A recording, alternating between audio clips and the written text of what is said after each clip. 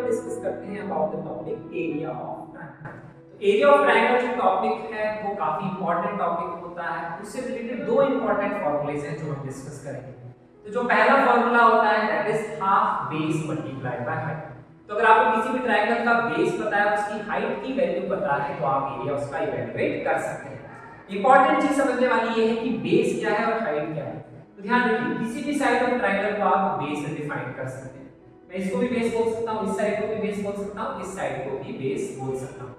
Height कैसे define करी जाती है? जो अपोजिट वर्टेक्स होता है, जैसे मैंने इसको बेस बोला, तो अपोजिट वर्टेक्स कौन सा हो गया? ये वाला। यहां से ये जो आप परपेंडिकुलर डिस्टेंस मेजर करेंगे that is defined as the height of the triangle. अगर मैंने यहां पे इसको बेस बोला तो मैं यहां से परपेंडिकुलर ड्रॉ करूंगा और वो डिस्टेंस मेजर करूंगा। लेकिन ये फार्मूला तभी काम आता है जब आपको ट्रायंगल का एक साइड पता है और आपको उसकी हाइट की वैल्यू पता है।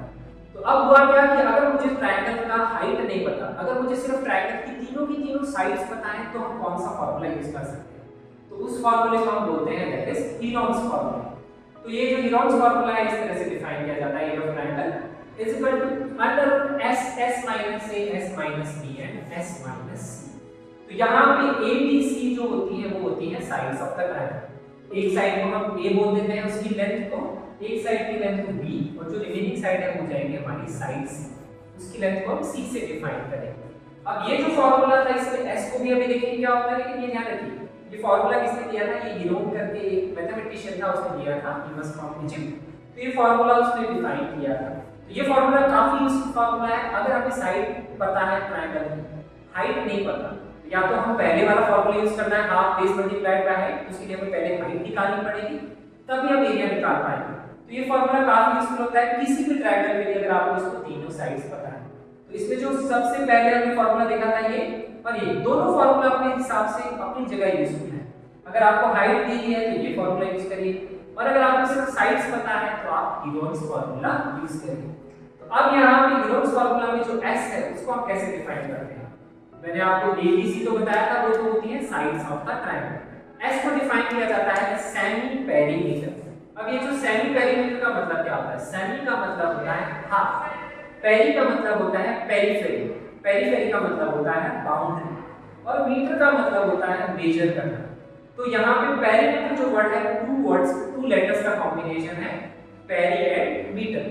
तो पेरी का मतलब होता है पेरीफेरी। तो किसी की भी पेरीमीटर की बात करते हैं मतलब उसकी बाउंड्री, तो ट्रायंगल की बाउंड्री की बात करेंगे तो ए बी सी ये लेंथ आएगी। अगर हम इसको मेजर करेंगे तो पेरीमीटर का मतलब हो जाएगा उसका सम, सेमी का मतलब होता है उसका हाफ, बिकॉज़ यहाँ पे s की वैल्यू डिफाइन करेंगे that is a + b + c divided by.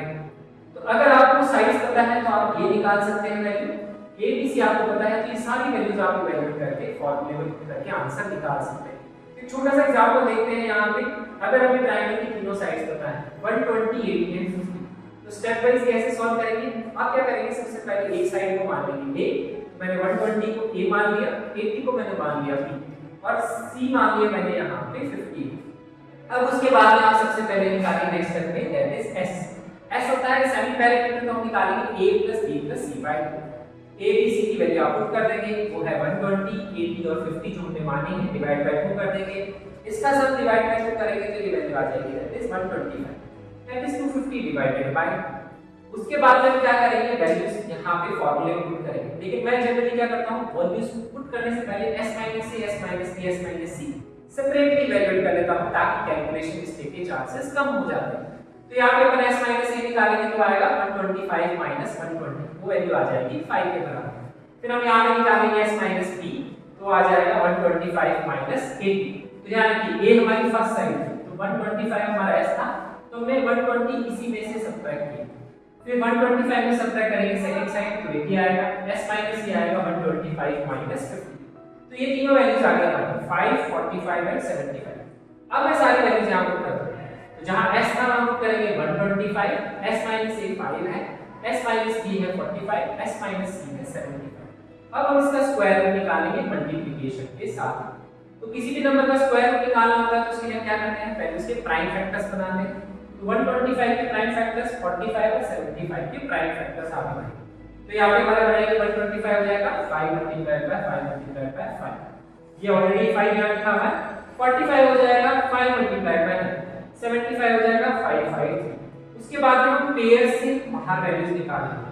2 5 का पेयर एक बाहर आएगा, यहाँ से भी बाहर आएगा, यहाँ से 3 बाहर आएगा, यहाँ से 5, इस तरह से वैल्यूज निकालने के बाद और उसका मल्टीप्लिकेशन दे देंगे।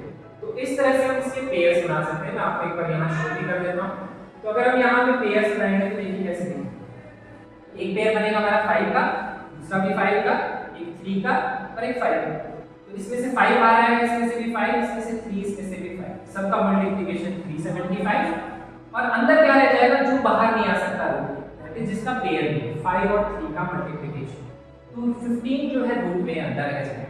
इस तरह से हम area of triangle easily value कर सकते हैं अगर हमें ट्रायंगल की साइज पता है यूजिंग हीरोन्स फॉर्मूला। तो दोनों के दोनों फॉर्मूले अपने हिसाब से काफी इंपॉर्टेंट होते हैं।